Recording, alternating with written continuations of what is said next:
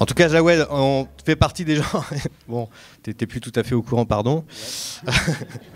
Donc ce sera un mot un peu improvisé, mais du coup, sur l'intérêt que tu vois sur l'habitat participatif, et puis peut-être toi, tu voulais aussi un peu insister, je crois, sur les points d'attention, oui. Sur lesquels il ne faut pas, comment dire, bon, à la fois ce qu'on dit là, ça a l'air un peu évident que c'est super, c'est bien comme solution, mais en même temps, il y a plein d'endroits où il faut probablement voilà, ne pas tomber dans les écueils. Ok, du coup, je viens à la suite de Anne et de Christelle. Et en fait, oui, il y a peut-être la première chose, c'est au-delà du logement, je pense que c'est vraiment l'habitat, c'est ça qui est bien dans l'habitat participatif, c'est que c'est plus une politique de logement, je pense qu'il faut en France, c'est une politique de l'habitat qui prenne en compte un petit peu tous les besoins des habitants, et surtout des habitants des quartiers populaires. Peut-être un point d'attention, c'est que c'est un patrimoine. C'est un patrimoine où les gens, ils ont une conscience, ils ont vécu, il se passe des choses dans ces quartiers comme partout. Et peut-être qu'il faut aussi passer par cette question de patrimoine. Qu'est-ce qui fait patrimoine pour les gens? Qu'est-ce qui fait habitat pour les gens et leurs besoins? Parce qu'on s'inscrit quand même dans un quartier populaire. Il ne faut pas oublier que le critère, c'est la pauvreté et c'est le droit commun qui est absent. Et c'est peut-être un peu le défi qu'il y a dans l'habitat participatif. Si on fait une politique d'habitat, il faut prendre en considération toutes ces difficultés.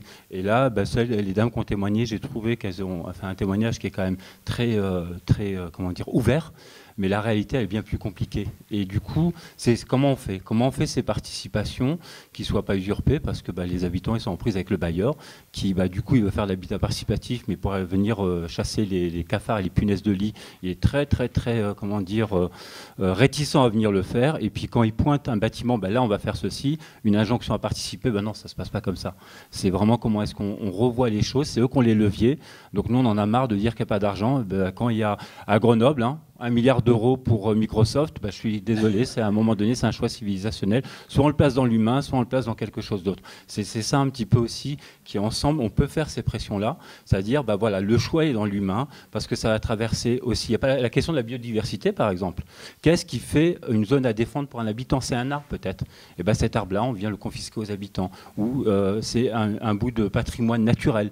On vient le confisquer au nom de l'ANRU, au nom de quelque chose. C'est tous ces défis-là, en fait, qu'il y a dans les quartiers. Et le défi de l'humain est de faire avec lui, de faire avec les besoins des gens, parce que ça peut être, moi ça m'interpellerait et je ne supporterais pas de voir un habitat participatif où il y en a qui mangent des dindes bio et d'autres qui ont du mal à avoir des lentilles. Ça serait peut-être ça aussi, sur les points d'attention, c'est ça, c'est qu'est-ce qu'on fait, c'est quoi un habitant?